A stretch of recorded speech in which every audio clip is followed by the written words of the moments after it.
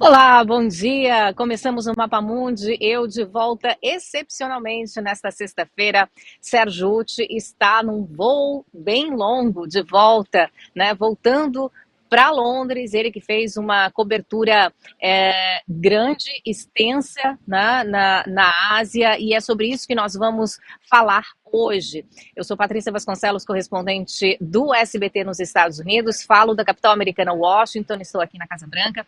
O presidente Donald Trump voltou da Ásia ontem, quinta-feira, e há pouco, né, já começou a se preparar para deixar aqui a residência oficial, e ele vai passar o fim de semana na Flórida, na sua residência em Mar-a-Lago. Hoje a gente fala no programa sobre dois assuntos que estão interligados. O primeiro é a reunião que aconteceu bilateral entre Donald Trump e o presidente Lula lá na Ásia. O Sérgio Ucci estava por lá, fez a cobertura e a gente está vendo as imagens do que aconteceu no fim de semana, no domingo. E o Sérgio Ucci, nosso grande correspondente do SBT, foi o primeiro jornalista a perguntar aos dois presidentes, tanto para o Donald Trump quanto ao presidente Lula. Vamos ouvir agora a pergunta que o Sérgio Ucci fez para o presidente Donald Trump. Eles estavam ali sentados, conversando, tinham acabado, né, as duas equipes estavam ali já posicionadas, e o Sérgio Ucci fez a pergunta para o presidente Donald Trump. Vamos ouvir. Mr. President, are you convinced, or were you convinced by the Brazilian government that the reasons you presented to impose tariffs on Brazil were not fair? No, I think everything's fair. Look, we have economies, and I have a lot of respect for your president, as you know. A lot of respect for Brazil. So we'll see. We'll probably work out some deals. I'll leave these guys work them out. É isso, Sérgio Ucci dando aula de jornalismo mais uma vez, esperou o momento certo, no tom certo, né? Fez a pergunta que todos ali queriam saber antes da reunião bilateral começar. E o Sérgio perguntou exatamente isso, né? Se Trump havia sido convencido pelo governo brasileiro, né? Os integrantes que estavam ali na frente dele, inclusive, se as razões dadas para a aplicação das tarifas nos produtos brasileiros, se não foi algo justo. E o Donald Trump disse, não, eu acho que foi justo, mas tenho muita admiração e respeito pelo Brasil, pelo seu presidente. Então foi cordial, né? Como se espera, como não respeitar, né, o Sérgio Ucci. Na sequência, ele também direcionou uma pergunta para o nosso presidente Lula. Vamos ouvir. Presidente Lula, o senhor ficou satisfeito com o encontro, presidente? Eu acredito que, primeiro, a imprensa vai ter boas notícias depois que terminar a reunião. I think the press will have good news after we end the Antes de meeting. começar a reunião, são só suposições. It's only assumptions before we start the O meeting. Brasil tem todo interesse de ter uma relação extraordinária com os Estados Unidos. Brazil is highly interested to have an extraordinary relationship with the U.S. Não há nenhuma razão para que haja qualquer desavença entre Brasil e Estados Unidos. There's no reason for having any kind of conflict between O que Brazil and nós the temos U.S. certeza é que na hora que dois presidentes sentam numa mesa I believe that when two presidents e sit cada around the coloca table o seu ponto de vista, and each one raises their viewpoint, cada coloca os seus problemas, a And their tendência problems. natural é você encaminhar para chegar a um acordo. and then we can forward to reach a deal afterwards. Aí foi o que disse o presidente Lula em resposta ao correspondente Sérgio Ucci. E, enfim, que buscou o momento certo, né? E o jornalista ajuda ali a dar o tom da conversa também.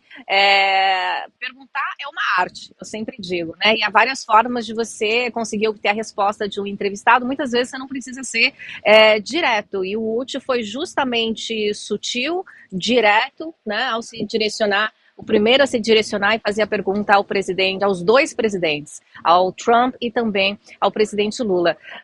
Enfim, depois desse momento, os jornalistas que estavam ali presentes, né, fizeram uma série de perguntas aos dois líderes. O presidente Lula disse que sugeria que a conversa com os jornalistas continuasse após a bilateral, porque os dois tinham, né, um tempo restrito e ele queria justamente ter tempo hábil para conversar com o presidente Trump sobre as várias questões, né, que estavam pontuadas num documento que ele levou e entregou em mãos ao presidente Donald Trump. E o que eu percebi, na verdade, de bastidor é que a Casa Branca levou para a Ásia toda a estrutura e colocou os dois líderes posicionados como se fosse uma bilateral mesmo aqui, como se fosse uma bilateral no Salão Oval, até pela disposição das cadeiras, como os dois estavam ali posicionados, é exatamente a estrutura das bilaterais que acontecem no escritório do presidente americano, e o governo daqui, né, da forma que foi, acabou concordando, né, com o desejo do governo brasileiro em que proporcionar o encontro dos dois presidentes, de maneira que o Lula não estivesse aqui, mas estivesse num território neutro. E eu chamo agora para fazer uma análise, né, de todo esse contexto desse novo momento de relação diplomática e também econômica entre os dois países. Eu chamo para dividir tela comigo dois convidados. O Urian Fancelli, mestre em Relações Internacionais, que normalmente está conosco para fazer essas análises. Bom dia, Urian. Obrigada, bem-vindo. Bom dia, Patrícia. Bom dia, Murilo. Nossa, como o Sérgio Uti arrasa, hein? Não é? Foi o primeiro a perguntar, Urian. E o Murilo Fagundes, nosso querido companheiro, amigo, que fala direto de Brasília. Murilo, bem-vindo ao Mapa Mundi. Eu sei que você tem bastidor direto daí de Brasília sobre essa reunião, o que aconteceu após esta reunião. Conta pra gente. É isso, Patrícia. Bom dia a você, a Urian. Que bom estar aqui com dois colegas queridos no Mapa Mundi, muito bom. Pois é, Patrícia, eu estava conversando agora há pouco com algumas fontes do governo Lula e eles estão se articulando, se mobilizando já para o encontro entre os ministros dos dois governos. Ali o alto escalão do governo Trump está voltando, como você bem disse, né, da Ásia, e o foco agora deles é marcar essa reunião, seja na próxima semana ou na outra. Essa é a expectativa de momento. E qual que é o diagnóstico que se tem, Patrícia, depois dessa reunião, passados alguns dias? São dois principais diagnósticos, segundo essas fontes. A primeira é que essa reunião consolidou a descontaminação política bilateral desse tema. Então, segundo eles indicaram ali, em nenhum momento o tema Bolsonaro apareceu. E o segundo, Patrícia, é a busca de uma solução justa para os dois lados. A palavra que essa fonte me passou foi ganha-ganha. O que eles não querem? Eles não querem uma rendição do governo brasileiro. Eles sabem que o governo Trump vai vir com algum pedido para tirar esses dois bodes da sala, que são a Lei Magnitsky e as sanções contra o Brasil, mas eles não querem rendição, não querem sair, por exemplo, como Zelensky, dessa mesa de negociações com os Estados Unidos, tendo de abrir mão de algo. Por exemplo, BRICS, fora de cogitação. A questão das Big Techs, o que já foi aprovado no Congresso brasileiro, fora de cogitação. Então eles indicam que o governo Trump já sabe que Bolsonaro não foi negociável e que eles devem indicar então algo, mas sem essa rendição, foi essa a palavra usada por essa fonte. Esse é o diagnóstico de momento, Patrícia, mas há outros pontos aqui também trazidos, por exemplo, Venezuela. Eu perguntei, né, a essa fonte se esse tema vai ser abordado. Eles não descartam, porque não sabem como esse conflito vai escalar até a reunião entre os técnicos. Então, há ainda alguns pontos a serem desenhados, mas há essa expectativa de reunião na próxima semana ou na outra. Murilo, quero repercutir com você e com o Urian também o que nos disse aqui na área externa dos Jardins da Casa Branca ontem, um dos negociadores da equipe americana do Departamento de Tesouro, que estava junto com o secretário Scott Bessent e que foi destacado para fazer essa negociação junto com o secretário. Exatamente aqui na minha frente, onde eu estou agora, ele falou sobre vários temas com os jornalistas, falou sobre o Brasil, e ele disse, Murilo e Urian, que há algumas semanas uma lista de produtos foi discutida entre as duas equipes, tarifas de produtos específicos, que os dois presidentes estão com disposição de conversar. Ele disse que as equipes vão conversar para chegar a uma solução em algumas semanas ou meses. E me chamou a atenção essa parte do que ele disse, né? Que chegaremos em alguma conclusão em meses ou semanas. Eu não sei, Uriel, eu vou pedir desculpa para você, eu vou perguntar ao Murilo primeiro, porque eu sei que ele tem que deixar o ao vivo daqui a pouco. Então, Murilo, se você tem esse retorno aí também de Brasília, que isso pode levar semanas e meses. Muito interessante você trazer isso, Patrícia, que é a visão do governo americano, porque aqui no Palácio do Planalto a visão é outra. Eles querem resolver isso o quanto antes. Inclusive, não se fala em meses, se fala em dias, né? Então, justamente, a expectativa do lado daqui é se reunir ou na próxima semana ou na outra. E aí a pergunta que fica, a COP não vai atrapalhar essa reunião? Porque a gente sabe que o presidente Lula já embarca para Belém neste sábado, então vai ter uma agenda intensa, vai participar ali de vários eventos, mas segundo a avaliação dessas fontes, não. A COP não vai ser um impeditivo. A Mauro Vieira, Haddad e Alckmin devem dar um pulo a Washington assim que conseguirem essa agenda, mas a expectativa do lado do Brasil é que isso seja resolvido o quanto antes, e antes de dezembro, pelo menos foi o que me foi dito. Certo. Urian, qual a análise que você faz desse momento pós-reunião, né? Com tudo que você tem visto aí no Brasil e ouvindo agora os bastidores do que o Murilo apurou e do que essa autoridade americana disse ontem aqui para os jornalistas? A avaliação, Patrícia, que eu tenho é de que parece que o incêndio foi apagado. Foi um incêndio que foi colocado principalmente pela oposição brasileira aqui, levando em conta já a predisposição do Donald Trump de querer tumultuar para ganhar. Eu digo isso porque a gente tem observado em outros lugares também o Donald Trump, ele vindo com a questão das tarifas para depois se colocar como negociador também. Foi o que aconteceu, obviamente que com outras motivações também, mas é o que aconteceu com a China também. O Trump ajuda a tumultuar um processo para depois negociar e poder exibir algo para a sua própria base. Mas eu vejo que duas coisas importantes aconteceram, que é que a partir de agora o Trump ele passa a ter um canal direto com o governo brasileiro, algo que não acontecia até então.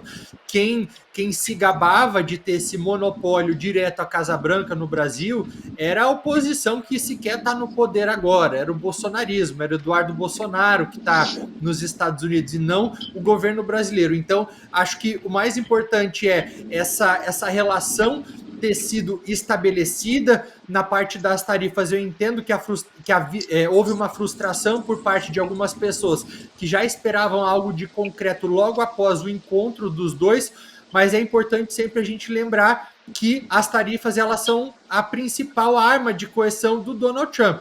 E ele usa isso como punição, muitas vezes sem sequer razão econômica nenhuma. E os números mostram isso. Se os Estados Unidos são superavitários em relação ao Brasil, não faz sentido ter tarifas. Mas a disposição ao diálogo, a disposição agora em negociar. E eu acho que, por si só, isso já é um bom sinal. É um bom sinal de que o Trump termina o seu discurso dizendo que imediatamente as equipes, tanto de um lado quanto do outro, iriam falar. Murilo, ontem a gente deu a notícia de que foi uma notícia, na verdade, que foi selada na quarta-feira, né? De que após a reunião do Trump com Xi Jinping lá na Ásia, a China cedendo em algumas coisas, né? Não restringindo a exportação de minerais raros para os Estados Unidos, vai comprar soja aqui dos Estados Unidos. O Trump concordou lá na Ásia com o Xi Jinping em diminuir as tarifas. Não vai zerar, mas diminuiu um pouco. Qual foi a percepção de Brasília em relação a esse acordo com a China? O governo brasileiro, na sua percepção, vê isso como um exemplo, uma possibilidade do que aconteça? E se terras raras, no caso brasileiro, também está na mesa?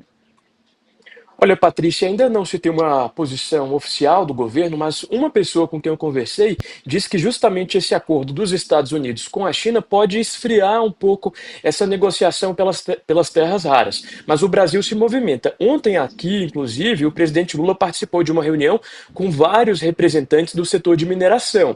E aí fica a dúvida, né? Por que os setores estão se reunindo nesse momento? A resposta, pelo menos ali, oficial que se dá, né, ali nos bastidores, investidores é que o Brasil sempre discutiu terras raras e que vai precisar de uma linha de discurso nesse momento, de COP, para tratar sobre transição energética e também sobre a exploração das terras raras e dos minerais que o Brasil tem. Então, houve uma grande reunião do presidente Lula no Palácio do Itamaraty ontem à tarde, e dessa reunião, então, esse saldo foi de que o Brasil está tentando buscar um alinhamento dessa narrativa sobre terras raras. Mas, inegavelmente, é uma reunião com grandes players do setor no momento em que os Estados Unidos podem vir com essa cartada na mesa, então o Brasil precisa estar alinhado para saber o que vai responder. Mas o Brasil, Patrícia, não sabe o que vai vir do lado dos Estados Unidos. Não sabe se vem terras raras, não sabe se vem big techs, não sabe qual vai ser essa linha de demanda norte-americana. Murilo Fagundes, sempre um prazer ter você aqui no Mapa Mundi. A Giovana já me avisou, ela falou, olha, ele pode ficar até 11h25, Patrícia. Então, quero que você faça um convite para quem nos assiste agora, para ligar também a telinha no SBT Brasil. Qual a sua reportagem hoje? O que a gente espera de notícias vindas daí de Brasília hoje? Olha, Patrícia, a gente segue acompanhando essa reação do governo federal em relação à mega operação no Rio de Janeiro. Ontem a gente contou que o presidente Lula está moderando o tom, porque sabe que tem mais a perder do que a ganhar se for para cima do governador Cláudio Castro, e outras repercussões também aqui de Brasília. Todo mundo convidado, 7h45. Um prazer, viu, estar contigo, com o Urian, meu grande amigo aqui no Mapa Mundi. Um abraço para vocês.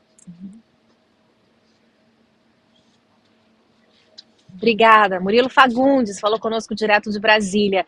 Urian, eu repasso agora a você a pergunta que eu fiz ao Murilo em relação ao acordo entre Estados Unidos e China. O Brasil pode se espelhar nesse acordo e para conseguir algo parecido, ou são casos bem diferentes? Eu acho que são casos bem diferentes, mas de certa maneira um tem a ver com o outro. Eu digo isso porque o Trump, ele sai dizendo, né? Ele sai da Coreia do Sul dizendo que o encontro com Xi Jinping foi nota 12 de 10, mas é verdade que nem os Estados Unidos e nem a China eles querem algum tipo de ruptura um com o outro agora, muito menos brigar por conta de assuntos como, por exemplo. Então, o que a gente tem agora é como se fosse um armistício comercial de conveniência. A China ela topa adiar por um ano a restrição à exportação das terras raras, os Estados Unidos seguram aquelas tarifas extras de 100% sobre produtos chineses e congelam por hora novas sanções a subsidiárias de empresas em uma lista que eles têm. E os dois lados eles recuam de um confronto no transporte marítimo. E aí tem alguns pequenos avanços na prática, né? A China ela vai poder voltar a comprar soja norte-americana, e aí fica a pergunta, será que isso diminui a compra do Brasil? Ou é um questionamento que a gente tem aqui, porque a partir do momento em que a China deixa de comprar dos Estados Unidos, passam a comprar mais do Brasil, o Brasil vende mais para os chineses, então como que fica isso tudo agora? Mas algo chama a atenção, Patrícia, que é que todo esse acordo que foi feito com a China não é um acordo que parece ser permanente, pelo contrário, ele tem ali uma duração de um ano, podendo até mesmo ser interrompido antes. Então, eu vejo que essa necessidade dos norte-americanos de terras raras é algo muito estratégico, é para o longo prazo. Então, por mais que as coisas se normalizem pelos próximos 12 meses, os Estados Unidos eles vão sim precisar diversificar suas fontes de terras raras. E aí eles têm feito isso em diversas frentes diferentes, tanto assinando um acordo com a Austrália, tanto assinando um acordo com a Ucrânia, que é algo que só vai poder ser explorado dentro de décadas, e com o Brasil eu vejo que isso acaba não sendo diferente, porque o Brasil ele está no centro desse tabuleiro. A gente tem cerca de 1/4 das reservas conhecidas de terras raras no planeta, praticamente todo o nióbio do mundo, por mais que não tenhamos a capacidade de explorar. Então, continuamos sim muito importantes nesse quesito. Eu ouvi do presidente da CNI, Confederação Nacional da Indústria, quando ele liderou uma equipe de empresários que estiveram aqui, exatamente isso, Urian, que pela percepção dele, o Brasil pode oferecer isso aos Estados Unidos nesse momento, que seria um mapeamento das terras raras. Isso foi muito citado por ele nos dias em que os empresários estavam aqui. Não estava na cobertura na Ásia, né, mas não ouvi muito da parte do governo brasileiro falar sobre a questão da vontade do governo brasileiro de oferecer isso. O Donald Trump negociou com o Zelensky essa questão das terras raras para que a Ucrânia assinasse um contrato, para que a Ucrânia pudesse, segundo Donald Trump, pagar, né, o que os Estados Unidos investiram em armamento nos últimos anos na guerra contra a Rússia. Então, assim, numa escala de 0 a 10, você acha que essa questão desses minerais raros, que para quem nos assiste, né, são essenciais para a confecção de equipamentos eletrônicos, telefones como esse aqui que eu estou usando, inteligência artificial, Donald Trump fala muito sobre isso, numa escala de 0 a 10, qual você acha, então, que a importância, o foco que os Estados Unidos dão nisso, para aproveitar a negociação e a barganha das tarifas com diferentes países no mundo? Eu acho que muito próximo de 10, porque eles entendem justamente a necessidade disso, não apenas para esses produtos tecnológicos, mas para algo que é essencial, inclusive, para o poder norte-americano, para eles poderem projetar poder, que é a construção de armamentos. Então, precisam sim, por mais que seja algo que não seja constantemente discutido ali de maneira aberta, o governo brasileiro ele entende isso. Ele entende que o objetivo dos Estados Unidos aqui para a nossa região não é apenas esse, é também esse, mas existem outros também. E aí é só a gente olhar para a abordagem que tem sido feita por parte dos Estados Unidos para os diferentes países. Eles estão querendo ter uma presença maior aqui. No caso da Argentina, como que é feita essa relação? Por meio da semelhança ideológica que o governo norte-americano tem com o governo Milei. Então vai lá, ajuda o Milei a ter um bom desempenho nas eleições, oferecendo investimento, né? 20 bilhões de dólares por meio daquele swap cambial, mais 20 bilhões por meio da promessa de investimento do setor privado norte-americano na Argentina. Em relação à Venezuela, tudo isso que a gente está vendo também, só que uma abordagem muito mais direta, muito mais, talvez até um pouco mais violenta. E em relação ao Brasil, a partir do momento em que fica nítido que aquele movimento que seria o correspondente do trumpismo no Brasil, que é o bolsonarismo, ele não vai ter o mesmo fôlego para se candidatar nas eleições do ano que vem, eu acho que fica nítido para o governo Trump de que vai ter que trabalhar com o que tem. E o que ele tem agora? É o governo brasileiro. Então, o que pode tirar a partir de então do governo brasileiro? Urian, eu queria fazer uma pergunta para ti, que eu sempre penso assim, você acha que a Copa do Mundo, que começa no ano que vem, o Brasil, né, super ligado ao futebol, pode ser um elemento diplomático nessa questão econômica para facilitar ainda mais a relação entre os dois países? Estamos quase lá, né? Já estamos no fim do ano e daqui a pouco vai se falar em Copa do Mundo. Enfim, é um evento que acontece em 3 países, mas há jogos aqui. Você acha que isso joga mais a favor ou contra o Brasil nesse momento? Eu acho que, dado o contexto atual, e lembrando, Donald Trump, existe sempre uma imprevisibilidade, né? A gente pode falar uma coisa agora, amanhã mudou tudo, porque o Trump surgiu com alguma novidade, mas se o momento político tiver como o momento atual, eu acho que pode ser muito bem-vindo, sim, lembrando que algo muito importante deve acontecer no ano que vem. Os 2 presidentes, eles terminaram o encontro deles com a promessa de haver visitas oficiais mútuas, tanto Donald Trump no Brasil, quanto o presidente Lula nos Estados Unidos. E eu acho que isso acaba fortalecendo bastante essa perspectiva de que, pelo menos num futuro próximo, as relações elas vão estar mais positivas do que negativas.